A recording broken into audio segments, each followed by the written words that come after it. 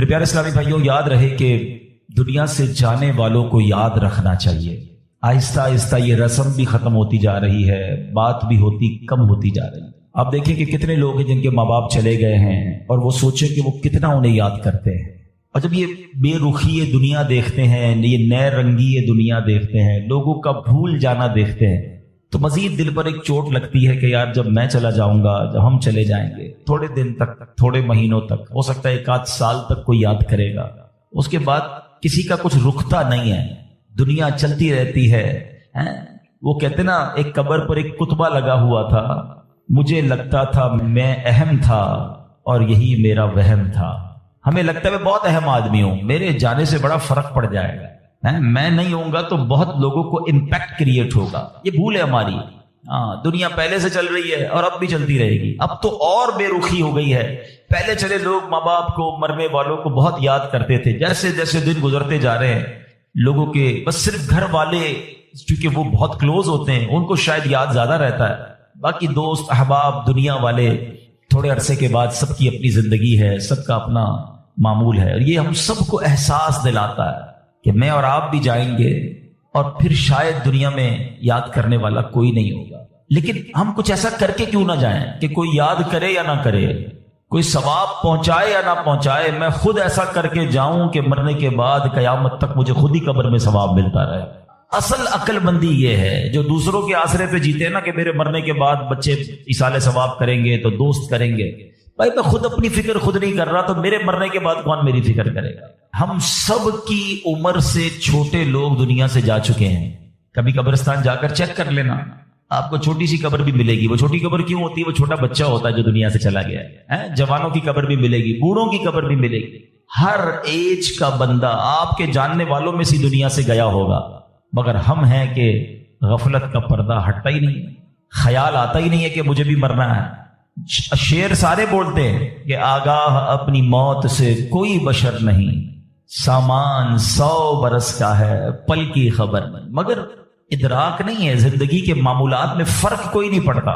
بندہ کہنا یار کہ مجھے موت کی فکر ہو گئی ہے، اب میں تیاری کروں گا موت کی، مگر زبانی خرچ تو سارے ہی کرتے ہیں۔ کسی کی میت پہ جائیں تو ایسی بڑی بڑی باتیں لوگ کرتے ہیں، بھائی اللہ کی مرضی تھی، ہر کسی کو جانا ہے، اپنے کرنی کا پھل بھگتنا ہے۔ لیکن جو یہ کہہ رہا ہے، کیا وہ اپنے آپ سے بھی کہتا ہے کہ تجھے بھی جانا ہے؟ تو نے تیاری کر لی جانے کی؟ آج بھی تو جا سکتا ہے۔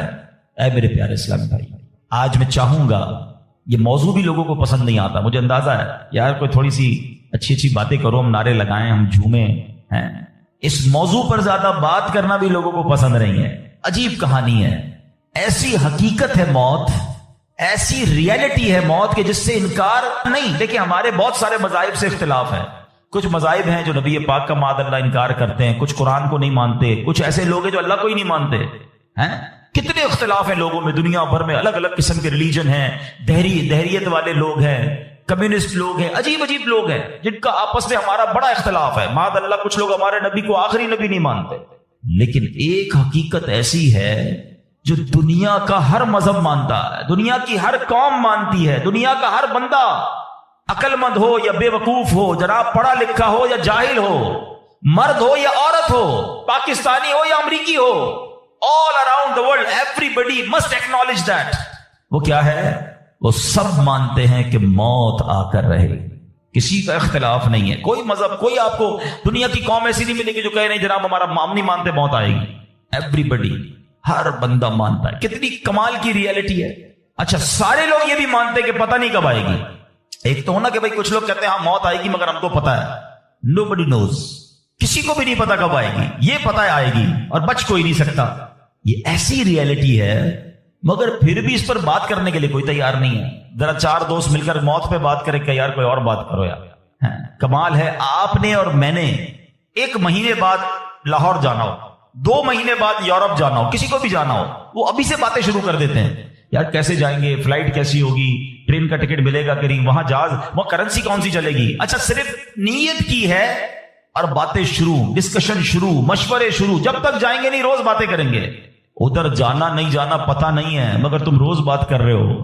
جدھر جانا کنفرم ہے اور کب جانا یہ بھی نہیں پتا، آج بھی جا سکتے ہو، اس کے لیے کوئی بات نہیں کرے گا۔ اس کے لیے کوئی ڈسکشن نہیں، اس کے لیے کوئی تیاری نہیں. سوچئے. چلے آپ کہتے ہیں یار یہ دعوت اسلامی والے موت پر بہت بات کرتے ہیں، آخرت پر بہت بات کرتے ہیں، بہت ڈراتے ہیں. چلو بھائی، ہم اور آپ موت پر بات نہیں کرتے. ہم بات نہیں کریں گے تو کیا مرنے سے بچ جائیں گے؟ ہیں؟ اس حقیقت سے نکل جائیں گے؟ آنکھیں بند کرنے سے مصیبت جاتی نہیں، فیس تو کرنا ہی پڑے گا. تو آج انشاءاللہ مختصر سے وقت میں ہم سب کی زندگی کی سب سے بڑی جو حقیقت ہے نا، وہ ہے موت. آج اس پر کچھ بات کرتے ہیں. اللہ کرے کہ آج کا بیان ہم سب کے دلوں سے غفلت کا پردہ ہٹائے اور ہم اپنی موت کی تیاری کرنے کی کوشش میں لگ جائیں.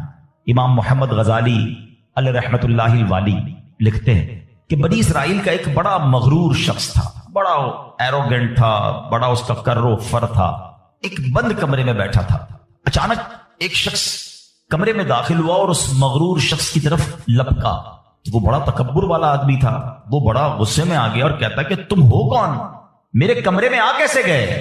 تمہیں آنے کی اجازت کس نے دی؟ تم جانتے نہیں میں کون ہوں؟ جو اندر آنے والا شخص تھا وہ کہتا ہے مجھے اس گھر کے مالک نے اجازت دی ہے، اور میں وہ ہوں جسے کوئی دربان روک نہیں سکتا. میں وہ ہوں جس کو کسی سے اجازت لینے کی ضرورت پڑتی نہیں ہے. مجھے کسی کا دبدبا ڈرا نہیں سکتا، نہ ہی مجھ سے کوئی مغرور اور سرکش شخص بچ سکتا. اب جیسے ہی یہ باتیں سنی نا تو مغرور شخص جو تھا وہ ڈرنے لگا، وہ کانپنے لگا، وہ گھبرا گیا. وہ کہتا ہے کہ آپ تو ملک الموت معلوم ہوتے ہیں، کیونکہ جس کو کوئی نہیں روک سکتا، جس کو کسی کی اجازت کی ضرورت نہیں ہے، جس کو کسی کا دبدبا کر رو فر ریزسٹ نہیں کر سکتا، وہ ملک الموت کے سوا تو کوئی نہیں. لگتا ہے آپ ملک الموت ہیں؟ تو فرماتے ہاں میں ملک الموت ہوں. اب وہ شخص تو بڑا گناہگار تھا. وہ رونے لگا، چیخنے لگا کہ حضور تھوڑی سی مہلت دے دیں، کچھ نیکیاں کر لوں، توبہ کر لوں، اللہ کو راضی کر لوں، ابھی میری روح قبض نہ کریں. ہائے ہائے. ملک الموت فرماتے تمہاری سانسیں پوری ہو گئی ہیں، اب تمہیں کوئی ٹائم نہیں ملے گا. اگر تم نے، وہ پوچھتا ہے حضور مجھے کہاں لے جایا جائے گا مرنے کے بعد؟ فرمایا اس مقام پر جہاں تو نے اعمال بھیجے ہیں، اس گھر کی طرف جو تو نے تیار کیا ہے. وہ شخص کہے گا حضور میں نے تو کوئی گھر تیار نہیں کیا، کوئی نیکی آگے نہیں بھیجی. ملک الموت فرماتے ہیں پھر تمہیں بھڑکتی آگ کی طرف لے جایا جائے گا، جہاں تمہارے گوشت پوشت وہ آگ نوچ لے گی. یہ کہہ کر ملک الموت نے اس شخص کی روح کو قبض کیا. اس کے پورے گھر میں کوہرام مچ گیا، گھر والے رونے لگے. اے میرے پیارے اسلامی بھائیو، یہ واقعہ ہم سب کو کیا سکھا رہا ہے کہ جب موت آنی ہے نا، جب وہ وقت آ جانا ہے تو پھر ایک منٹ بھی آگے پیچھے نہیں ہو سکے گا. کوئی اس کو ڈیلے نہیں کر سکے گا، بلکہ جس حالت میں ہوں گے نا اسی حالت میں روح قبض کر لی جائے گی. ہماری موت کا وقت لکھا ہے، مقام بھی لکھا ہے، یہ چینج نہیں ہو سکتا. اگر موت سمندر میں لکھی ہے تو $2.5 لاکھ دے کر بھی بندہ وہاں پہنچتا ہے جہاں موت لکھی ہے. اگر موت کشتی سے ڈوب کر ہونا لکھی ہے تو 22 لاکھ دے کر بھی سینکڑوں لوگ ہمارے وطن سے جاتے ہیں اور ان کی موت یورپ کے سمندر میں جا کر ہو جاتی ہے. اللہ پاک جو بھی ان میں مسلمان ہیں سب کی مغفرت فرما. مگر میں نے اور آپ نے اس سے عبرت کیا لی کہ بندہ وہاں پہنچے گا جہاں اس کی موت لکھی ہوئی ہے. ایک بار حضرت سلیمان علیہ نبینا علیہ الصلوۃ والسلام کی بارگاہ میں ایک شخص بیٹھا تھا. آپ کی بارگاہ میں ملک الموت آیا اور اس شخص کو ذرا گھور کے دیکھنے لگے. واپس چلے گئے. وہ شخص کہتا حضور یہ کون تھے جو آئے تھے اور مجھے گھور کے دیکھ رہے تھے؟ فرمایا یہ ملک الموت تھے. کہتا حضور لگتا ہے میری روح قبض کرنے والے ہیں، آپ مہربانی کریں، آپ کی تو ہوا پر حکومت ہے، آپ ہوا کو حکم دیں کہ ہوا مجھے اڑائے اور مجھے ہندوستان لے جائے. حضرت سلیمان بیت المقدس کے علاقے میں رہتے تھے نا، آپ نے وہ حکم فرمایا، ہوا نے اس بندے کو اٹھایا اور ہندوستان پہنچا دیا. کچھ دنوں کے بعد پھر ملک الموت آیا حضرت سلیمان علیہ السلام کی بارگاہ. آپ نے فرمایا تم میرے ساتھی کو کیوں گھور رہے تھے جب آئے تھے؟ تو کہ میں حیران تھا کہ میرے پاس یہ لکھا ہوا تھا اللہ کی طرف سے کہ تھوڑی دیر بعد مجھے اس کی روح ہند میں قبض کرنی ہے، اور وہ آپ کے پاس بیٹھا ہوا تھا. اللہ اکبر. حضرت سلیمان نے کہا میں نے تو حکم دیا اور ہوا نے اسے ہند پہنچایا، اور جب وہ ہند پہنچا تو پرٹیکولر ٹائم پر اسی مقام پر اس کی روح کو قبض کر لیا گیا. ہائے ہائے ہائے. یہ ہے میری اور آپ کی حقیقت. دوڑتے رہتے ہیں، بھاگتے رہتے ہیں، پلاننگ ہے کہ ختم نہیں ہو رہی، فکریں ہیں کہ ختم نہیں ہو رہی، ہر وقت بیٹھے ہیں اگلا پلان کیا ہے، 5 سال کا، 10 سال کا. ایک دکان ہے تو 2 دکانیں، ایک گھر ہے تو 2 گھر، بڑا گھر، ہوادار گھر. ہے نوکری ہے تو کاروبار کرنا ہے، ملک سے باہر جا کر جناب پیسے کمانے، یہی سوچ ہے بس۔ اس پورے شیڈول میں موت کہاں ہے؟ اس پوری تیاری میں موت کہاں ہے؟ ایک دن ہوگا کہ اچانک اچک لیے جائیں گے۔ سیٹھ جی کو فکر تھی ایک ایک کے 10 کیجئے، موت آپ پہنچی کہ حضرت جان واپس کیجئے۔ اور آپ کو پتا ہے جس عالم میں اور آپ ہوں گے، بڑی میں اہم بات کرنے جا رہا ہوں، یہ آپ نے دیکھا نا کہ حضرت سلیمان نے حکم فرمایا تو ہند پہنچا، کوئی کشتی میں تھا اس کی موت وہاں تھی، کوئی سمندر پانی کے اندر ہزاروں فیٹ نیچے جانا تو اس کی موت وہاں لکھی تھی۔ اس کا مطلب تو یہ ہوا کہ میں کہیں بھی کسی بھی مقام پر مر سکتا ہوں، میری موت پتہ نہیں کہاں لکھی ہے۔ اب ذرا غور کیجئے، ہم سب پتہ ہے کیا چاہتے ہیں کہ موت کے وقت ہم سجدے میں ہوں، چاہتے ہیں نا؟ اللہ کرے اللہ کے گھر میں موت آئے، کلمہ پاک پڑھتے ہوئے موت آئے، تلاوت قرآن کرتے ہوئے موت آئے، نبی پاک پر درود پڑھتے ہوئے موت آئے، اللہ ایسا کرم کر دے کہ مدینہ منورہ میں موت آئے، گنبد خضرا کے سامنے موت آئے۔ یہی تصورات ہے نا، ایک مسلمان چاہتا یہی ہے کہ یار موت آئے تو کسی اچھے عالم میں ہو، کسی بڑی خوبصورت باوضو نیکی کرتے کرتے دنیا سے جاؤں۔ تمنا تو سب کی یہ ہے۔ اچھا مجھے ایک بات کا جواب دیں، یہ کیسے ممکن ہے کہ کوئی بندہ صبح سے شام تک نماز نہ پڑھے اور کہے موت سجدے میں آئے، صبح سے شام تک مسجد میں نہ آئے اور تمنا یہ کر رہا ہے کہ مسجد میں موت آئے، باوضو رہتا ہی نہیں ہے تو کیسے امید رکھ رہا ہے کہ باوضو موت آئے، قرآن کھول کر پڑھتا ہی نہیں ہے تو کیسے امید کر رہا ہے کہ تلاوت کرتے کرتے موت آئے؟ جو صبح و شام گالیاں دیکھتا ہے کیا اس کو ڈر نہیں لگتا کہ گالی دیتے دیتے موت آ سکتی ہے؟ جو شراب پیتا ہے اس کو ڈر نہیں لگتا کہ شراب کے نشے میں موت آ سکتی ہے؟ جو بدکاری کرتا ہے اس کو ڈر نہیں لگتا کہ بے حیائی اور بدکاری کرتے ہوئے موت آ سکتی ہے؟ جو تاش کھیلتا ہے، جوا کھیلتا ہے، اس کو ڈر نہیں لگتا کہ مرتے اسی وقت میں تاش کھیل رہا ہوں اور مجھے موت آ گئی، تو میں نشہ کر رہا ہوں مجھے موت آ گئی، میں بے حیا اور بدکاری کہ بری بری باتیں ٹیلی فون پر ساری رات کر رہا ہوں، اس وقت موت آ گئی۔ ملک الموت کو منع نہیں کر سکو گے کہ میں غلط کام کر رہا ہوں، ٹائم دے میں توبہ کر لوں، نہیں۔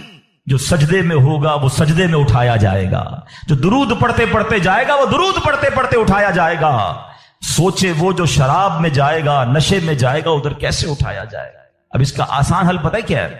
کہ بندہ زندگی ایسے گزارے کہ جس حال میں مرنا نہیں چاہتا نا وہ کام چھوڑ دے۔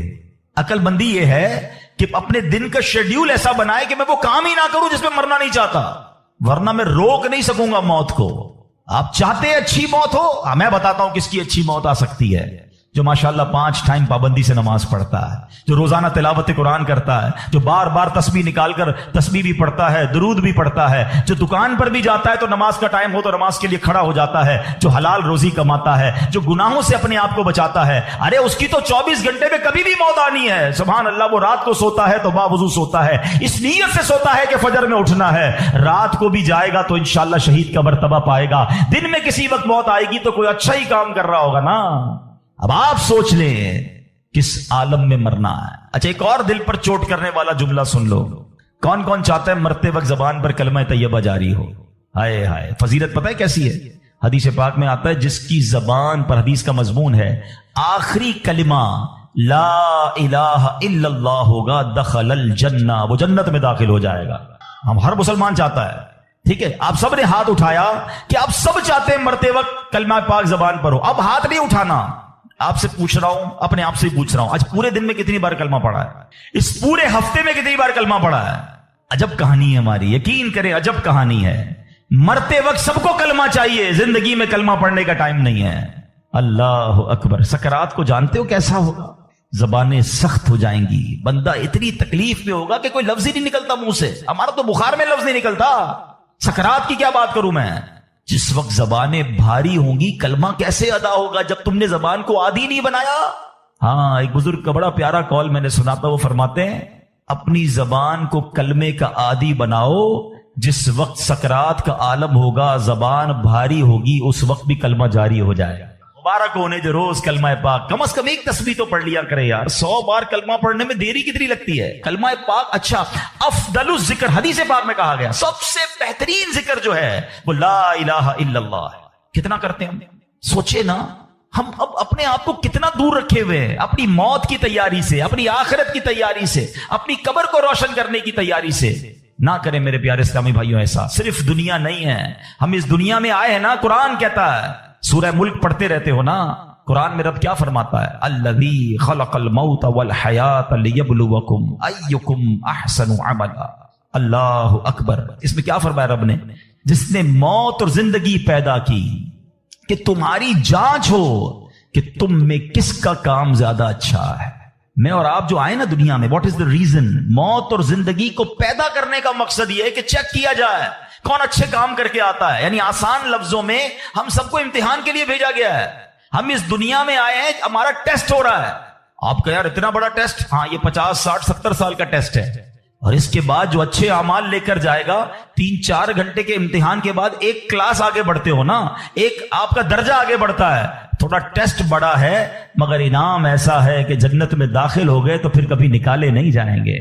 ہاں, قرآن کہتا ہے ہم فیہا خالدون, ہمیشہ ہمیشہ جنت میں رہیں گے. اگر جنت میں جانا ہے تو یہ ٹیسٹ پاس کرنا ہے. یاد رکھیے, صحابی رسول حضرت طارق محاربی رضی اللہ تعالیٰ فرماتے ہیں, اللہ پاک کے آخری نبی صلی اللہ علیہ وسلم نے مجھے نصیحت کرتے ہوئے فرمایا, یا طارق استعد للموت قبل الموت, اے طارق مرنے سے پہلے موت کی تیاری کر لو. ہاں, یہ نبی پاک نے فرمایا. اچھا, میں ایک سوال کرنا چاہتا ہوں. اگر میں آج آپ سے ایک سوال کروں کہ ہم میں سے کسی کو پتا چل جائے کہ کل کا دن آپ کی زندگی کا آخری دن ہے اور کل رات آپ دنیا سے چلے جائیں گے, ایک دن ہے آپ کے پاس, ایک مسلمان اس ایک دن کو کیسے گزارے گا؟ سچ بتائیے. کیا وہ کل دکان پہ جا کے کاروبار کرے گا؟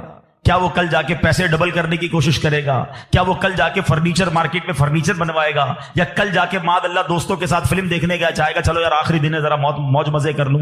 یہ کیا کرے گا؟ اگر عقل مند مسلمان ہوا تو ایک دن ہے تو مسجد میں گزارے گا, تلاوت میں گزارے گا, توبہ میں گزارے گا, ذکر و اذکار میں گزارے گا, اللہ پاک سے معافی میں گزارے گا, کیونکہ آخری دن ہے. یہی کرو گے نا. اگر پتا چل جائے, مجھے بتاؤ کیا ہمیں پتا ہے ہمارا آخری دن ہے کہ نہیں ہے؟ ہمیں تو کل کی بات چھوڑے آج رات کا نہیں پتا ہے, تو پھر کیوں تیاری نہیں کر رہے؟ پتا چل جائے تو تیاری کریں گے. میں تو پہلے ہی بتا رہا ہوں آپ کو. آپ میں سے کتنے لوگ بیٹھے جن کو پتا ہے کل صبح تک زندہ رہیں گے؟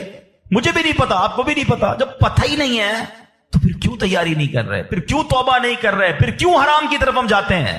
خدا را یاد رکھیے میرے پیارے اسلامی بھائیوں, قبر میں جا کر اتنا پچھتاوا ہوگا گناہگار کو. بلکہ روایتوں میں آتا ہے, پیارے آقا علیہ الصلوۃ والسلام نے فرمایا, جس کا مضمون ہے مرنے کے بعد نیک بھی پچھتائے گا, گناہگار بھی پچھتائے گا. عرض کی حضور گناہگار پچھتائے گا یہ تو سمجھ آتا ہے, نیک کیوں پچھتائے گا؟ فرمایا گناہگار تو گناہ کی وجہ سے پچھتائے گا. حدیث کا خلاصہ ہے. فرمایا نیک اس لیے پچھتائے گا جب وہ آخرت میں نیکیوں کا اجر دیکھے گا نا, وہ کہے گا کاش میں اور نیکیاں کر لیتا, وہ جو فضول ٹائم ضائع کیا تھا اس میں اور اللہ کا ذکر کرتا, اور نوافل پڑھتا, اور عبادت کرتا. تو یقین جانیے میرے پیارے اسلامی بھائیوں, یہ زندگی, یہ جو ہماری سانسیں چل رہی ہیں نا, ابھی چانس ہے ہمارے پاس, جتنی نیکیاں کرنی ہے کر لیں. جس دن سانس بند ہوئی نا اس دن عمل نہیں ہوگا, اس دن جزا ملے گی. آج دار العمل ہے, today is the time of action and tomorrow is the time of accountability. اس دن صرف جزا ہوگی, یا تو آپ کو اللہ نہ کرے گناہوں کی وجہ سے کسی کو سزا ملے گی, یا نیکی. کس کو جنت میں لے جایا جا رہا ہے, کس کو دوزخ میں لے جایا جا رہا ہے. آپ ابو البشر ہیں, سب کے والد ہیں, تو ہم سب ان کی اولاد میں سے ہیں. ہمیں جو آدمی کہا جاتا ہے نا, اس کی وجہ ایک یہ ہے کہ ہم حضرت آدم کی اولاد سے. وہ قیامت کے دن دیکھ رہے ہوں گے کہ میری اولاد میں سے کون کون جنت میں جا رہا ہے, کون کون دوزخ میں جا رہا ہے. اتنے میں حضرت آدم علیہ السلام کی نظر پڑے گی کہ جناب رسول اللہ صلی اللہ تعالیٰ علیہ وسلم کا امتی, اسے فرشتے جہنم کی طرف لے جائے. حالانکہ آپ کی امت میں اور بھی, آپ حضرت آدم کی اولاد میں تو بہت سارے نبیوں کی امت ہیں, مگر جب سرکار دو عالم علیہ السلام کا امتی جہنم کی طرف جا رہا ہوگا تو حضرت آدم علیہ السلام پکاریں گے یا احمد, یا احمد. نبی پاک کو پکاریں گے. سبحان اللہ. نبی پاک علیہ السلام کو جیسے یہ آواز ملے گی, سرکار دو عالم علیہ السلام حضرت آدم علیہ السلام کے پاس پہنچیں گے اور فرمائیں گے لبیک یا ابو البشر, اے ابو البشر فرمائیے کیا فرمانا ہے. تو حضرت آدم علیہ السلام کہیں گے کہ یہ آپ کا امتی ہے, فرشتے اسے جہنم کی طرف لے جا رہے ہیں. نبی پاک علیہ السلام فرماتے ہیں کہ جب میں یہ سنوں گا تو میں حضرت آدم علیہ السلام کی صدا سن کر فرشتوں کے پاس جاؤں, اور آقا فرمائیں گے اے میرے رب کے فرشتوں ٹھہر جاؤ.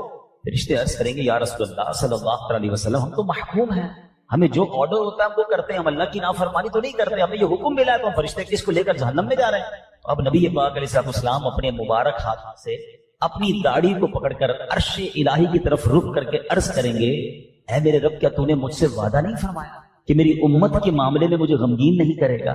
پیار تو دیکھیں, اپنی امت سے محبت تو دیکھیں. آقا خود فرما رہے ہیں کہ میں رب کی بارگاہ میں عرض کروں گا اے رب تو نے مجھ سے پرومس نہیں کیا کہ میری امت کے بارے میں مجھے غمگین نہ فرمائے گا۔ اب فرشتوں کو حکم دیا جائے گا اطیعوا محمدا، محمد علیہ الصلوۃ والسلام کی فرما برداری کرو۔ یہ حکم ملتے ہی کیا ہوگا؟ اعلیٰ حضرت امام اہل سنت اپنے ایک شعر میں لکھتے ہیں، چھوڑ کر مجھ کو فرشتے کہیں محکوم ہے۔ اب تو حکم آرڈر بجا لانے کا حکم مل گیا نا، چھوڑ کر مجھ کو فرشتے کہیں محکوم ہیں ہم، حکم والا کی نہ تعمیل ہو زہرا کیا ہے۔ حضور آپ کا حکم نہیں مانیں گے تو کس کا مانیں گے؟ اب نبی یہ بات فرمائیں گے اس بندے کو پھر میزان عمل پر لاؤ، اعمال تولے گئے ہوں گے، رزلٹ اناؤنس ہو گیا ہوگا، گناہ زیادہ ہوں گے، جہنم میں جانے کا فیصلہ ہو گیا ہوگا، اور آقا فرمائیں گے پھر میزان پر لاؤ، پھر اس کی اعمال تولو۔ اب جب اس کے اعمال تولے جائیں گے تو نبی پاک علیہ السلام فرماتے ہیں میں اپنی جیب سے ایک کاغذ کا ٹکڑا نکالوں گا اور اس کی نیکیوں کے پلڑے پر رکھ، جس کے گناہ زیادہ ہیں نیکیاں کم ہیں، آقا فرماتے ہیں اب میں اپنی جیب سے ٹکڑا نکالوں گا کاغذ کا اور اس کے نامہ اعمال میں نیکیوں کے پلڑے پر رکھ دوں گا۔ نبی پاک فرماتے ہیں جیسے ہی وہ پرچہ رکھوں گا اس کی نیکیوں کا پلڑا بھاری ہو جائے گا۔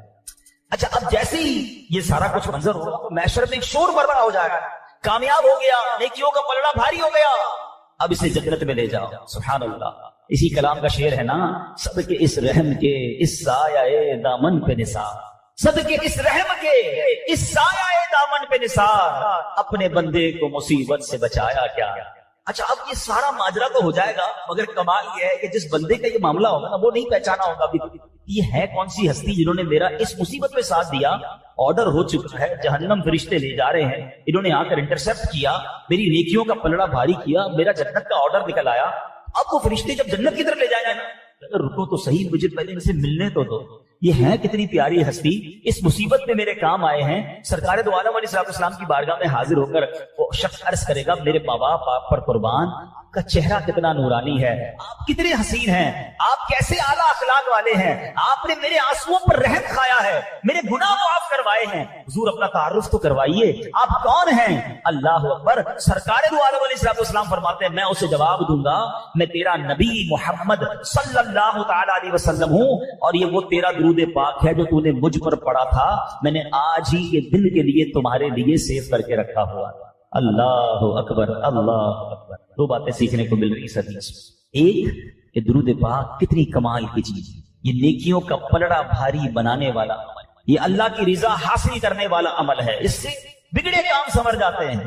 مگر انفارچونیٹلی پرابلم یہ ہے کون سا ایسا بیان ہے، کون سی ایسی محفل ہے جس میں درود پاک کے فضائل بیان نہیں ہوتے، مگر اگر ہم دیکھیں تو یہاں بہت بڑی تعداد جو ہے پورا دن گزر جاتا ہے کہ حضرت سیدنا حسن بصری رحمت اللہ تعالی علیہ کی میں خدمت بابرکت میں حاضر ہوا، اور ایک عورت نے ان سے عرض کی، حضرت حسن بصری کی خدمت میں ایک عورت آئی اور اس نے عرض کی کہ میری جوان بیٹی فوت ہو گئی ہے، بہت یاد آتی ہے، مجھے طریقہ بتائیں کہ میں اپنی بیٹی کو خواب میں دیکھ لوں کہ وہ کس حال میں ہے۔ آپ نے ان کو، اس خاتون کو ایک وظیفہ بتا دیا کہ یہ وظیفہ کرو، تم خواب میں اپنی بیٹی کو دیکھ لو گی۔ اس خاتون نے اپنی بیٹی کو دیکھا اور ایک دو دن بعد حضرت حسن بصری کی بارگاہ میں آئی اور بڑی پریشان کہ حضور میں نے اپنی بیٹی کو دیکھا ہے کہ اس پر بڑا عذاب ہو رہا ہے، اس نے ڈامر کا لباس پہنا ہوا ہے، گردن میں زنجیریں ہیں، پاؤں میں بیڑیاں ہیں، بہت غمگین تھی۔ حضرت حسن بصری بھی غمگین ہو گئے، جب ماں جوان بیٹی کو ایک تو صدمہ مرنے کا اور پھر خواب میں اس کو عذاب میں دیکھے تو کتنی غمگین ماں ہوگی۔ کچھ دنوں کے بعد حضرت حسن بصری رحمت اللہ تعالی نے خواب دیکھا کہ ایک جنت کا باغ ہے اور ایک نوجوان حسین لڑکی جو ہے وہ جنتی لباس میں پہنے جو ہے وہ جنت کے تخت پر بیٹھی ہوئی ہے، سر پر تاج ہے۔ حضرت حسن بصری نے جب اس لڑکی کو دیکھا تو اس لڑکی نے کہا کہ آپ مجھے پہچانے میں کون ہوں؟ آپ نے کہا کون ہو؟ کہ میں وہی لڑکی ہوں جس کی بارے میں میری والدہ آپ کے پاس آئی تھی اور اس نے مجھے خواب میں دیکھا تھا۔ حضرت حسن بصری نے فرمایا وہ تو بتاتی تھی تم عذاب میں ہو، تم جہنم میں ہو، تمہیں بڑا عذاب دیا جا رہا ہے، یہاں تو تمہارے وارے نیارے ہو گئے ہیں۔ اب اس لڑکی نے کمال کا جواب دیا جو آج کے اس بیان کا بڑا ریلیونٹ ٹاپک ہے۔ ہم میں سے بہت سارے وہ لوگ ہیں، بلکہ سبھی ہوں گے جن کے کچھ نہ کچھ رشتہ دار دنیا سے چلے گئے ہیں، کسی کے ماں باپ چلے گئے ہیں، کسی کا دادا دادی چلے گئے ہیں، کسی کے رشتہ دار چلے گئے ہیں۔ سنو، وہ لڑکی کہتی ہے حضور کہ مسئلہ یہ ہے کہ قبرستان کے قریب سے ایک شخص گزرا تھا اور اس نے جناب رحمت للعالمین صلی اللہ تعالی علیہ وسلم پر درود پاک پڑھ کر تمام قبرستان والوں کو ایصال ثواب کر دیا، اللہ تعالیٰ نے اس درود کی برکت سے ہم 560 قبر والوں سے عذاب کو اٹھا دیا. 560 قبروں سے عذاب اٹھایا گیا. ایک درود پاک پڑھ کر وہ شخص وہاں سے گزرا تھا. تو پتہ یہ چلا کہ مرنے کے بعد جو ہمارے مرحومین ہیں ان کو آج بھی ہم تحفہ پہنچا سکتے ہیں, آج بھی ان کی مدد کر سکتے ہیں, آج بھی ان کی روح کو سکون پہنچا سکتے ہیں اگر ان کے لیے دعائیں کریں, ان کے لیے ایصال ثواب کریں, درود پاک پڑھیں, تلاوت قرآن کریں, اچھے کام کریں. وہ نہیں کما سکتے. پوائنٹ سمجھیے گا, مرنے کے بعد انسان کی جو بک آف ڈیڈ ہوتی ہے, اعمال نامہ ہے, وہ کلوز ہو جاتا ہے. وہ اب ایک بار بھی سبحان اللہ نہیں پڑھ سکتا, وہ ایک بار بھی 2 رکعت نفل نہیں پڑھ سکتا. بلکہ روایتوں کا مضمون ہے کہ مرنے کے بعد بندہ اللہ کی بارگاہ میں عرض کرے گا, یا اللہ دوبارہ بھیج دے, ایک موقع دے دے, اب نماز پڑھوں گا, اب سجدے کروں گا, اب تلاوت کروں گا, اب درود پڑھوں گا. پھر چانس نہیں ملنا ہے. زندگی میں جو کرنا ہے وہ کر لو, مرنے کے بعد چانس نہیں ہے. مولا علی کرم اللہ تعالی وجہ الکریم جو ہے نا, وہ ایسے علم والے تھے کہ ان کے چند جملے ہی پوری بات کو بیان کر دیتے ہیں. مولا علی فرماتے ہیں آج دار العمل ہے, دار الجزا نہیں. کل دار الجزا ہوگا, دار العمل نہیں ہوگا. Today is the time of action and tomorrow is the time of accountability. آج کام کرنا ہے, کل حساب دینا ہے. کل کام نہیں کر سکیں گے, آج کام کیجئے نا. تو جو زندہ ہے نا وہ سوچیں, ایک سبحان اللہ نہیں کہہ سکیں گے ہم مرنے کے بعد, تو ابھی کہہ لینا, ابھی کون روک رہا ہے؟ نمازیں نہیں پڑھ سکیں گے, قرآن نہیں پڑھ سکیں گے, روزے نہیں رکھ سکیں گے, صدقہ نہیں دے سکیں گے. جتنے پیسے ہوں گے نا وہ سارے کے سارے پیچھے گھر والوں کے پاس رہ جائیں گے. اپنے ساتھ 1 روپیہ کوئی قبر میں لے کر نہیں جاتا ہے. کبھی دیکھا ہے کوئی کفن کے اندر جیب ہو؟ کوئی کفن میں جیب نہیں, کوئی قبر میں تجوری نہیں. جو پیسے آگے بھیج دیے, اللہ کی راہ میں خرچ کر دیے, وہ تو آگے چلے گئے, باقی سب پیچھے رہ گئے. اچھا, مرنے کے بعد 2 قسم کی باتیں ہوتی ہیں. روایتوں میں لکھا ہے جب بندہ مر جاتا ہے نا, رشتہ دار آپس میں بات کرتے ہیں کہ مرحوم نے پیچھے کیا چھوڑا ہے, مرحوم نے پیچھے کیا چھوڑا ہے, اور فرشتے آپس میں بات کرتے ہیں مرحوم نے آگے کیا بھیجا ہے. اصل چیز یہی ہے, پیچھے چھوڑنے والا میرا نہیں ہے. مرنا ہے تو پہلے سے سوچ لو کہ آگے کیا بھیجا ہے, آگے کے لیے تیاری کیا ہے. یہ سجدے, یہ درود, یہ تلاوت, یہ صدقہ, یہ خیرات, یہ سب میرے لیے کر رہا ہوں میں. باقی دنیا میں اپنے لیے نہیں, بچوں کے لیے کما رہا ہوں, فیملی کے لیے کر رہا ہوں, میرے لیے نہیں ہے, مجھے تو چھوڑ کے جانا ہے. اب اس روایت سے ایک اور بڑی خوبصورت بات سیکھنی ہے کہ جس بندے نے ایک درود پڑھا اور اس کی برکت سے 560 قبر والوں سے عذاب اٹھا لیا گیا, تو جس نے خود درود پڑھا ہے اس کی قبر کیسی نور اللہ نور ہو جائے گی. ایصال کرنے والے کی برکت یہ ہے, تو خود درود پڑھنے والے کا عالم کیا ہوگا. مگر آج فضول باتوں کے لیے گھنٹوں ہے ہمارے پاس. سوشل میڈیا جناب, موبائل ہاتھ میں پکڑا دیں, اب بے شک 2 دن تک ہم سے کوئی بات نہ کریں, ہمیں کوئی ضرورت نہیں کسی سے بات کرنے کی, ہم ہیں, ہمارا موبائل کافی ہے. لیکن اس سے نیکیاں کما رہے ہیں یا اس سے جہنم کے انگارے خرید رہے ہیں؟ آخرت کا عذاب تو کہیں نہیں مل رہا. اپنے اپنے موبائل فون کے بارے میں غور کریں. تو خدا میرے میٹھے اسلامی بھائیوں, یہ جو اس طرح کے اجتماع ہوتے ہیں نا, 40ویں کے, سویم کے, ایصال ثواب کے, یہ میرے اور آپ کے لیے ایک الارم ہوتا ہے. آج وہ چلا گیا, کل میری باری ہے. ہم کیوں نہیں سوچتے؟ یعنی طارق بھائی جتنی عمر والے تو بہت سارے یہاں بیٹھے ہیں, ہو سکتا ہے ان سے بڑی عمر والے بیٹھے ہیں. اچھا, ان سے زیادہ بیمار بھی بیٹھے ہیں, وہ بالکل چلتے پھرتے تھے, کوئی ایسی بڑی بیماری انہیں نہیں تھی. یعنی آپ غور کریں, جب وہ جا سکتے ہیں تو why am I not؟ میری باری بھی اچانک آ سکتی ہے. ہر بات میں عبرت لینے کی عادت ڈالا کرو کہ یار یہ چلا گیا, اب میری باری ہے, میں نے کیا تیار کیا ہے, میں نے آگے کے لیے کیا بھیجا ہے. جس دن یہ مائنڈ سیٹ بن گیا نا کہ یار اسی دنیا میں آخرت کی تیاری کر لوں ورنہ اکیلا تو مارا جاؤں گا. طارق بھائی کے بچے بھی ہوں گے, دوست بھی ہوں گے, فیملی کے لوگ بھی ہوں گے, قبر میں کون ہے ان کے ساتھ؟ ون اینڈ اونلی, اکیلے, اندھیرا, قبر بند, کوئی کھڑکی نہیں ہے. ہم اللہ سے دعا کرتے ہیں اللہ ان کی قبر جنت کا باغ بنا دے, اس میں جنت کی کھڑکی کھول دے. مگر یہ تو طے ہے نا کہ ہم بھی اکیلے ہوں گے. تو پلیز یہ جو اجتماعات ہے نا, اس سے لیسن لیجئے. جنازہ آگے آگے کہہ رہا ہے اے جہاں والو, جنازہ آگے آگے کہہ رہا ہے اے جہاں والو, میرے پیچھے چلے آؤ تمہارا رہنما میں ہوں. ہمیں میسج دیتے یہ اجتماع. ورنہ شادی ولیمے اور اس طرح کی دعوتوں میں انسان غفلت کا شکار ہو جاتا ہے، اسے یاد نہیں رہتا کہ مجھے مرنا ہے، مگر یہ ایک الارم ہوتا ہے، اعلان ہوتا ہے نا کہ فلاں کا رضا الہی سے انتقال ہو گیا، تو کبھی عبرت لو کہ کبھی میرا بھی اعلان ہوگا۔ کاندھا دیتے وقت سوچو کہ آج میں کسی کو کاندھا دے رہا ہوں، کل کوئی مجھے کاندھا دے گا۔ کبھی غسل دینے کا موقع ملے تو یہ عبرت لو کہ آج اس کو غسل دیا جا رہا ہے، اپنا ہاتھ اٹھا کر کچھ نہیں کر پاتا، بالکل مردہ پڑا ہوا ہے، جدھر پانی ڈالنا ہے غسل دینے والا پانی ڈالتا ہے۔ کبھی سوچا کہ مجھے بھی ایسے ہی غسل دیا جائے گا، طرح طرح کے شیمپو، طرح طرح کی کریمیں، طرح طرح کے شاور لگائے ہوئے ہیں، اس دن سادہ سے تختے پر لٹا دیا جائے گا، ایک چادر ہوگی جسم پر اور غسل دینے والا غسل دے رہا ہوگا۔ سوچیے پہلے کے زمانے میں پتہ کیا ہوتا تھا؟ پہلے کے زمانے میں جب لوگ جنازوں میں جاتے تھے نا تو یہ پہچاننا مشکل ہو جاتا تھا کہ میت کا رشتہ دار کون ہے۔ کیوں؟ کیونکہ سارے ہی رو رہے ہوتے تھے، اس لیے نہیں کہ ان کو میت سے بڑا پیار ہوتا تھا، اس لیے رو رہے ہوتے تھے کہ سب کو اپنی موت یاد آ رہی ہوتی تھی کہ آج اس کی باری ہے کل میری باری ہے۔ جس کو موت یاد نہیں ہے نا، یاد رکھیں وہ غافل ہو جاتا ہے۔ دعوت اسلامی والوں کے بارے میں کچھ لوگ کہا کرتے ہیں یار یہ بار بار مرنے کی بات کرتے ہیں، ڈراتے بہت ہیں۔ یہ ہم نہیں ڈراتے، حدیث پاک میں آتا ہے جس کا مضمون ہے جو روزانہ 20 بار موت کو یاد کرے اللہ اسے شہادت کی موت کا مرتبہ عطا فرماتا ہے۔ ہم تو شاید 20 دنوں میں بھی ایک بار موت کو یاد نہیں کرتے۔ کلپ بھی آتا ہے کبھی کبھی کہ یار دیکھو جوان کا ایکسیڈنٹ ہو گیا، تو اس کو بھی انجوائمنٹ کے لیے دیکھتے ہیں کہ موٹر سائیکل ٹکرائی کیسے، ٹرک کے نیچے گاڑی آئی کیسے، ہاتھ کٹا کہ پیر کٹا، یعنی سنسنی کے لیے تو دیکھتے ہیں، اس لیے نہیں دیکھتے کہ میں بھی تو روز موٹر سائیکل پہ جاتا ہوں، میں بھی تو گاڑی ڈرائیو کرتا ہوں، میں بھی تو جہاز میں بیٹھتا ہوں، اپنی موت کیوں یاد نہیں کرتے؟ اللہ کرے کہ ہمیں موت یاد بھی رہے اور موت یاد رہنے کی وجہ سے ہم گناہوں سے باز بھی آئیں، ورنہ گورکن تو ہوتا ہی قبرستان میں ہے نا، مگر آپ کو بہت بڑی تعداد گورکن کی بے نمازی ملے گی۔ عبرت اور چیز ہے، دیکھنا اور یاد کرنا اور چیز ہے۔ اللہ عبرت والی آنکھ دے اور عبرت والا دل عطا فرمائے۔ اللہ کرے کہ آج یہ جو ایصال ثواب کا اجتماع ہے نا، یہ اس نتیجے پر ختم ہو کہ جتنے میرے بھائی بیٹھے ہیں وہ سب نیت کر کے اٹھیں پکی سچی کہ بس آج کے بعد کوئی نماز قضا نہیں ہوگی۔ بس یہ دیکھو، میں نماز پڑھوں گا تو کسی کو فائدہ نہیں ہوگا، مجھے ہی فائدہ ہوگا، میری قبر روشن ہوگی۔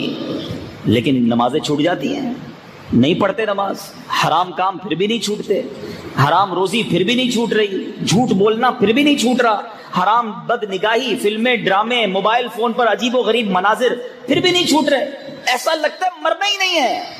نہ کرو ایسا، بہت تھوڑی سی زندگی ہے، بڑی تھوڑی سی لائف ہے، خدا را زندگی کو اچھی گزار لو، آخرت بہت اچھی ہو جائے گی۔ 50-60 سال ہیں، صبر کر لو، دل تو سب کا چاہتا ہے، شیطان سب پر وار کرتا ہے، بچا لو اپنے آپ کو، کیونکہ اللہ نے آخرت میں جو وعدے رکھے ہیں نا، سبحان اللہ۔ آپ اس کی اگر کمپیریزن سمجھو نا، اللہ نے یہاں ہمیں شراب سے روکا ہے نا، اسلام نے، یہاں شراب مت پینا، کتنی زندگی ہے، 60-70 سال، اللہ نے جنتیوں کے لیے جنتی شراب تیار کر رکھی ہے۔ اب آپ کا فیصلہ ہے ادھر کی گندی بدبودار شراب پینی ہے یا وہاں جنتی شراب طہور پینی ہے۔ ادھر اپنی جوانی کو بے حیائی کے کاموں میں مت لگاؤ، صبر کر لو، کیونکہ جنت میں جو لوگ جائیں گے نا وہ سارے کے سارے 30 سال کے جوان بن کر جنت میں جائیں گے۔ آپ کمپیریزن دیکھیں، ادھر داڑھی نبی پاک کی سنت، مرد پر رکھنا واجب، کٹوانا حرام۔ بعض اوقات شیطان وسوسہ ڈالتا ہے یار کہاں یار جوانی میں داڑھی رکھ لے گا، تیرا حسن خراب ہو جائے گا۔ یہ بھی مسکنسیپشن ہے۔ ایک بات یاد رکھیں، مرد کا حسن ہی داڑھی میں ہے۔ یقین کریں، آپ کو جتنا مرد حسین داڑھی میں لگے گا، اور خاص طور پہ اس کو دیکھ لیں جس کی پہلی داڑھی ہو، پنجابی میں کہتے ہیں سچی داڑھی، جس نے داڑھی کٹوائی نہ ہو کبھی، کیونکہ جو پہلی داڑھی آتی ہے نا وہ جیسا رب نے اس کو بنایا ہوتا ہے ایگزیکٹلی اسی طریقے سے داڑھی آتی ہے۔ تو پہلی داڑھی رکھنے والے کو آپ دیکھیں، اللہ کی رحمت سے اس کے چہرے پہ داڑھی بہت جچ رہی ہوگی۔ تو اب داڑھی ادھر رکھ لو، ادھر نہیں رکھو گے، کٹواؤ گے، لیکن داڑھی والوں تمہیں مبارک ہو، جو جنت میں جائیں گے نا وہ کوئی داڑھی والا نہیں ہوگا۔ ادھر داڑھی رکھوائی ہے، ادھر داڑھی نہیں ہوگی۔ اور آگے چلتے ہیں، ادھر مرد کو سونا پہننا منع ہے، جی چاہتا ہے عجیب عجیب زیورات پہنتے ہیں لوگ، صبر کر لو، تھوڑے دن ہے نا، نکال لو، پھر کیا ہوگا، جنت میں مردوں کو سونے کے زیورات پیش کیے جائیں گے۔ ادھر بے حیا عورتوں سے دوستیاں کرتے ہیں لوگ، गर्ल फ्रेंड्स और रात रात भर फोन पे गंदी गंदी बातें, सोचो ये गलत चीजें हैं, बचाओ अपने आप को इससे। अल्लाह ने जन्नत में जन्नती हूरें तैयार कर रखी हैं। अगर कंपैरिजन देखें, इधर बड़े बड़े घर वालों को देखकर एहसास होता है कि यार इतने बड़े बंगले मेरे कब बनेंगे, मैं तो हलाल कमाता हूं, छोटा कमाता हूं, अब उसके लिए बंदा हराम की तरफ जाता है। ना जाओ, सब्र करो। अल्लाह ने जन्नतियों के लिए जन्नती महलात तैयार कर रखे हैं। इधर तो उम्र बढ़ती है, आजा कमजोर, 50 साल 40 साल के बाद तो हिम्मत टूटने लग जाती है, 50-55 के बाद लगता है वापसी की तैयारी है, अब जिंदगी में वो मजा ही नहीं है। मगर जन्नत के अंदर कोई बूढ़ा नहीं होगा और उसकी कोई एक्सपायरी डेट नहीं है। हुम फीहा खालिदून, हमेशा हमेशा जन्नत में रहेंगे। तो इसका मतलब क्या बना कि ये 50, 60, 70 साल जो भी दुनिया में है ना हमारे, ये इम्तिहान है। इस इम्तिहान में कामयाब हो जाओ और फिर जन्नत की अबदी नेमतों को हासिल कर लो। अल्लाह करे ये बात दिल में रच बस जाए तो फिर इंसान गुनाहों से आसानी के साथ बाज आ सकता है। अल्लाह ताला मुझे और आपको अपनी आखिरत की तैयारी की तौफीक अता फरमाए। कुछ बात इसाले सवाब की कर लेते हैं कि यहाँ पर माशाल्लाह कई लोग बैठे हैं और जैसे मैंने बयान में भी कहा कि हम में से कईयों के रिश्तेदार दुनिया से चले गए हैं, तो मरने के बाद जो मैयत होती है ना, उसको सवाब का इंतजार रहता है। अपने मरूमीन को भूला ना करो, उन्हें याद रखा करो अपनी दुआओं में, अपने सवाब में, अपनी नेकियों में। हजरत प्यारे आका अलैहिस्सलाम फरमाते, मुर्दे का हाल कब्र में डूबते हुए इंसान की मानिंद है। वो शिद्दत से इंतजार करता है कि बाप या माँ या भाई या किसी दोस्त की दुआ पहुंचे, और जब किसी की दुआ उसे पहुंचती है तो उसके नजदीक वो दुनिया और उसमें जो कुछ है, दुनिया व मा फीहा, उससे बेहतर होती है। अल्लाह अज़्ज़ा वजल कब्र वालों को उनके जिंदा जानने वालों की तरफ से जो सवाब है, वो हदिया किया हुआ सवाब पहाड़ों की मानिंद अता फरमाता है। और जिंदों का हदिया मुर्दों के लिए क्या है? आका फरमाते दुआए मग़फ़िरत है। देखो आज आप अपने मरहूमीन को याद करो, कल आपके बच्चे, आपके रिश्तेदार आपको याद करेंगे, उनके लिए सवाब करते रहा करें। सुभान अल्लाह। और एक खूबसूरत हदीस, और इंशाल्लाह ये याद रह गई तो कमाल हो जाएगा। अरबों नेकियां कमाने का मौका है। आपको पता है दुनिया में इस वक्त कितने मुसलमान हैं? तकरीबन बताया जाता है 1.5 से पौने 2 अरब। और कितने चले गए दुनिया से और कितने आएंगे? ऑल टुगेदर ये अरबों खरबों में तादाद बन जाएगी। अल्लाह के हबीब फरमाते हैं, जो कोई तमाम मोमिन मर्दों और औरतों के लिए दुआए मग़फ़िरत करता है, अल्लाह अज़्ज़ा वजल उसके लिए हर मोमिन मर्द और औरत के एवज एक नेकी लिख देता है। जितने लोग हैं, यानी दुआ मैंने की, उनके लिए दुआ की, काम मेरा बन गया, अरबों नेकियां मिल गई। तो हो सके हर नमाज के बाद दुआ करें, ए अल्लाह तमाम मोमिन मर्दों औरतों की मग़फ़िरत फरमा। हैं तो ये सब एक दूसरे के लिए दुआ करते रहेंगे तो हमारे लिए भी दुआ हो जाएगी। ठीक है ना?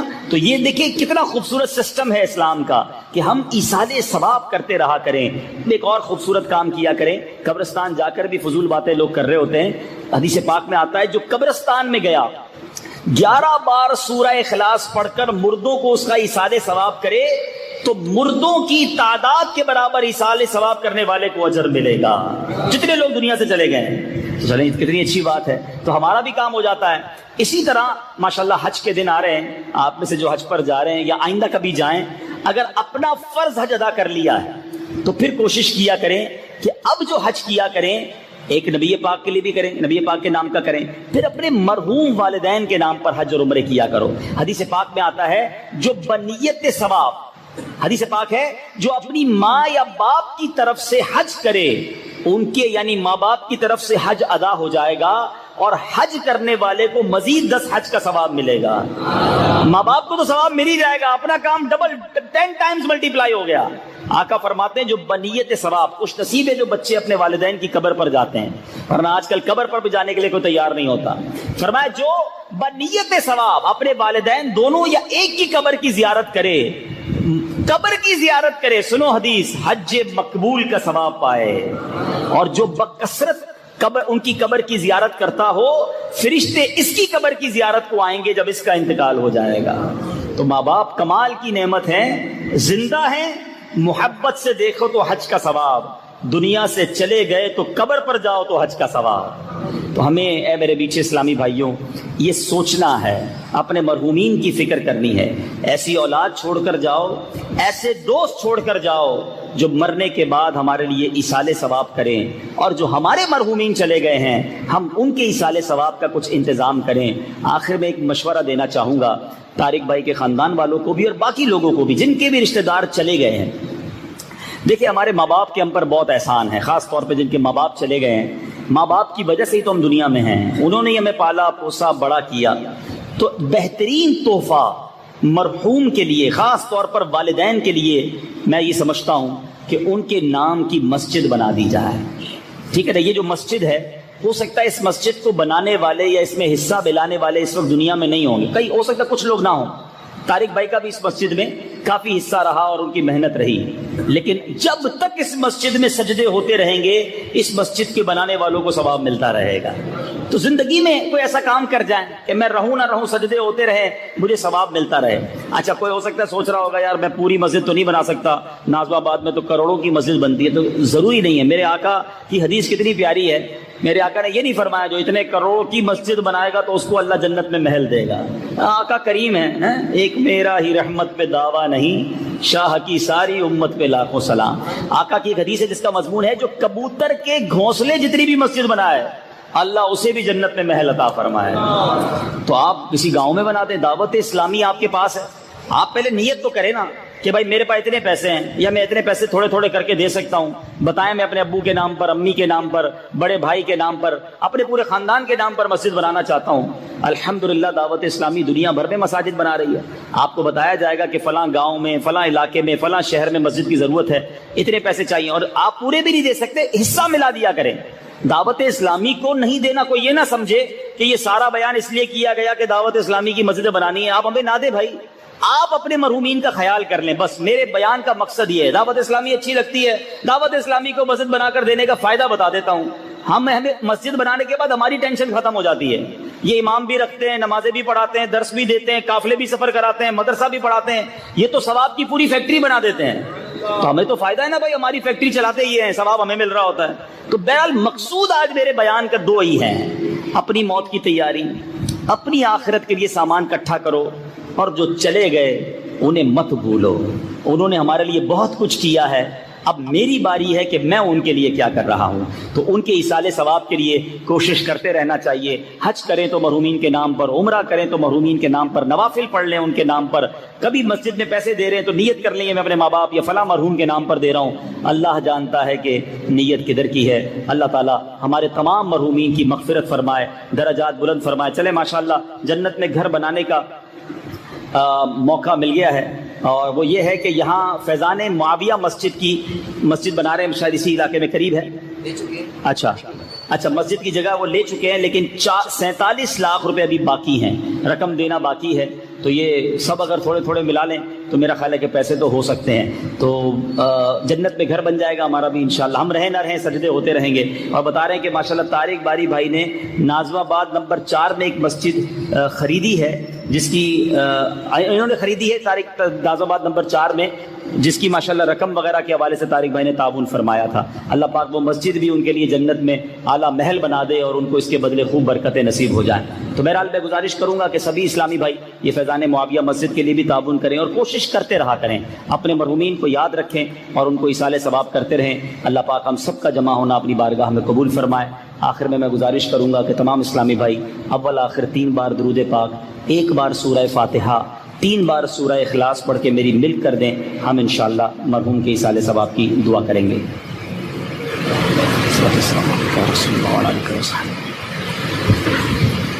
بسم اللہ الرحمن الرحیم، الحمدللہ رب العالمین، الرحمن الرحیم، مالک یوم الدین، ایاک نعبد و ایاک نستعین، اہدنا الصراط المستقیم، صراط الذین انعمت علیہم۔ قل هو اللہ احد اللہ الصمد لم یلد ولم یولد ولم یکن له کفوا احد۔ قل هو اللہ احد اللہ الصمد لم یلد ولم یولد ولم یکن له۔ بسم اللہ الرحمن الرحیم، قل هو اللہ احد اللہ الصمد لم یلد ولم یولد ولم یکن له کفوا احد۔ الحمد للہ رب العالمین والصلاة والسلام علی سید الانبیاء والمرسلین یا ارحم الراحمین یا ارحم الراحمین یا ارحم الراحمین یا ربنا یا ربنا یا ربنا یا ربنا یا ربنا یا اللہ یا رحمان یا رحیم اللهم ربنا آتنا في الدنيا حسنة وفي الآخرة حسنة وقنا عذاب النار وقنا عذاب القبر وقنا عذاب الحشر وقنا حساب الميزان اللهم أجرنا من النار اللهم أجرنا من الشيطان. رب کریم ہم سب کا جمع ہونا اپنی بارگاہ میں قبول فرما، ہم سب کے تمام صغیرہ کبیرہ گناہوں کو معاف فرما. اے رب کریم ہماری ہمارے ماں باپ کی، نبی پاک علیہ الصلوۃ والسلام کی ساری امت کی بخشش فرما. ہم نے جو قرآن پاک پڑھا اور ہماری زندگی میں جو ٹوٹے پھوٹے نیک اعمال ہیں، ہم ان تمام نیک اعمال کا ثواب نبی پاک صلی اللہ تعالی علیہ وسلم کی بارگاہ میں ہدیتاً تحفتاً عقیدتاً پیش کرتے ہیں، قبول فرما. پیارے آقا کے وسیلہ جلیلہ سے تمام انبیاء کرام، تمام صحابہ کرام، تمام تابعین، تبع تابعین، خصوصاً شہدائے کربلا، شہدائے بدر، شہدائے احد کی بارگاہ میں پیش کرتے ہیں، قبول فرما. تمام ازواج مطہرات کی بارگاہ میں اور بالخصوص ہمارے پیارے آقا علیہ الصلوۃ والسلام کے والدین کریمین کی ارواح کو پیش کرتے ہیں، قبول فرما. اے رب کریم تمام اولیاء کاملین خصوصاً بالخصوص سیدی غوث اعظم رضی اللہ تعالیٰ عنہ کی روح مبارکہ کو پیش کرتے ہیں، قبول فرما. تمام مسلمین، تمام مسلمات، ہم سب کے جو رشتہ دار اس دنیا سے چلے گئے مولا، جن کا کوئی سال ثواب کرنے والا نہیں، ان کی روحوں کو بھی پیش کرتے ہیں، قبول فرما. اور خصوصاً بالخصوص ہمارے مرحوم طارق باری بھائی کی روح کو پیش کرتے ہیں، قبول فرما. اے اللہ طارق بھائی کے گناہوں کو معاف فرما. اے اللہ ان کو جنت الفردوس میں اعلیٰ مقام عطا فرما. ان کی قبر کو جنت کے باغوں میں سے باغ بنا دے. کروٹ کروٹ انہیں جنت کی نعمتیں عطا فرما. اے اللہ ان سے جو غلطیاں ہوئیں اپنے کرم سے معاف فرما. ان کے گھر والوں کو صبر دے اور صبر پر اجر عطا فرما. اے اللہ ہمیں بھی اپنی موت کی تیاری کرنے کی توفیق عطا فرما. قبر میں ساتھ آنے والا سامان یعنی نیک اعمال تیار کرنا نصیب فرما. اے کریم ایسی زندگی عطا فرما کہ مرنے کے بعد قبر میں چین و سکون نصیب ہو جائے، جنت کی نعمتیں حاصل ہو جائیں. عذاب لینے والی آخرت میں اے اللہ مشکل میں گرفتار کرنے والی زندگی سے ہم سب کو محفوظ فرما. گناہوں بری زندگی سے ہماری جان چھڑا دے. ہمیں نیکیوں والی سنتوں والی زندگی نصیب فرما. اے اللہ جتنے ہاتھ اٹھے ہیں ہمارے سوشل میڈیا پہ بھی جتنے ناظرین ہیں، اے اللہ ہم میں سے جن کے رشتہ دار دنیا سے چلے گئے، بالخصوص جن کے والدین چلے گئے، والدین میں سے کوئی ایک، اے اللہ ان سب کی مغفرت فرما. سب کی قبروں پر نور و انوار کی بارش برسا دے. اے اللہ اس مسجد کو شاد و آباد فرما، اسے آباد کرنے والوں کے گھروں کو آباد فرما. ہم میں جو بیمار ہیں اے اللہ شفا عطا فرما. اے اللہ بے روزگاروں کو رزق حلال دے دے، قرض داروں کے قرضے اتر جائیں، بے اولادوں کو نیک اور صالح اولاد عطا کر دے. اے کریم روٹھوں کو منا دے، بچھڑوں کو ملا دے. اے رب کریم ہمیں جب تک زندہ رکھیو ایمان والی، صحت والی، عافیت والی زندگی عطا فرما. زندگی کی آخری نماز بھی کھڑے ہو کر ہم مسجد میں ادا کریں، اپنے در کے سوا کسی کا محتاج نہ کیجیو. ساری زندگی جیلوں، عدالتوں، ہاسپٹل کے چکروں سے محفوظ فرما. چین، سکون، عافیت ہمارا مقدر فرما. اے اللہ ہماری جان، مال، عزت، آبرو، آل اور اولاد، دین اور ایمان کی حفاظت فرما. اللہم رب یسر ولا تعسر وتمم لنا بالخیر یا فتاح وبک نستعین. دنیا میں ہر آفت سے بچانا مولا، عقبا میں نہ کچھ رنج دکھانا مولا. بیٹھوں جو درے پاکے پیمبر کے حضور، ایمان پہ اس وقت اٹھانا مولا. ببرکۃ ان اللہ وملائکتہ یصلون علی النبی یا ایھا الذین آمنوا صلوا علیہ وسلموا تسلیما. صلی اللہ علی النبی الأمی وآلہ صلی اللہ علیہ وسلم. صلاۃ و سلام علیک یا سیدی یا رسول اللہ. مجھے حکم دیا جا رہا ہے کہ امیر اہل سنت کے ذریعے غوث پاک کا مرید بنا دیا جائے. وہ اسلامی بھائی جو کسی سے مرید نہیں ہیں، امیر اہل سنت کے ذریعے غوث پاک کے مریدوں میں شامل ہو جائیں. اور جو پہلے ہی کسی پیر صاحب سے مرید ہیں، چاہیں تو بیعت برکت حاصل کر لیں. آپ اپنے ہی پیر صاحب کے مرید رہیں گے، فیضان عطار بھی جاری ہو جائے گا. میں جیسے کہتا جاؤں آپ ریپیٹ کرتے جائیں. بسم اللہ الرحمن الرحیم. الصلاۃ والسلام علیک یا رسول اللہ وعلی آلک واصحابک یا حبیب اللہ. لا الہ الا اللہ محمد الرسول اللہ صلی اللہ تعالی علیہ وسلم توبہ کرتا ہوں میں اپنے تمام پچھلے گناہوں سے، اور وعدہ کرتا ہوں میں کہ آئندہ شریعت پر چلوں گا، بد مذہبوں اور برے لوگوں کی صحبت سے بچتا رہوں گا، نماز روزے کی پابندی کرتا رہوں گا، والدین کی نافرمانی، جھوٹ، غیبت، چغلی، وعدہ خلافی، گالی گلوچ، فلمیں، ڈرامے، گانے باجے، بے پردگی وغیرہ وغیرہ گناہوں سے بچتا رہوں گا۔ اے اللہ میری اس توبہ کو قبول فرما اور مجھے میرے وعدے پر ثابت قدم رکھ۔ مرید ہوتا ہوں میں خاندان عالی شان قادریہ رضویہ عطاریہ میں نے اپنا ہاتھ آپ کے ذریعے سے شیخ طریقت امیر اہل سنت کے ہاتھ میں دیا، اور ان کے ذریعے سرکار بغداد حضور غوث پاک رضی اللہ تعالی عنہ کے ہاتھ میں دیا۔ اے اللہ مجھے جناب غوث اعظم کے مریدوں میں قبول فرما، اور کل قیامت میں غوث پاک کے غلاموں میں اٹھا۔ صلاۃ والسلام علیک یا نبی اللہ وعلی آلک واصحابک یا نور اللہ۔ ادب و شوق کے ساتھ صلاۃ والسلام کے لیے کھڑے ہو جائیں۔ یا رسول اللہ سلام علیک، یا حبیب اللہ سلام علیک، یا نبی اللہ سلام علیک، یا نور اللہ سلام علیک۔ کوئی حسن عمل پاس میرے نہیں، پھنس نہ جاؤں قیامت میں مولا کہیں۔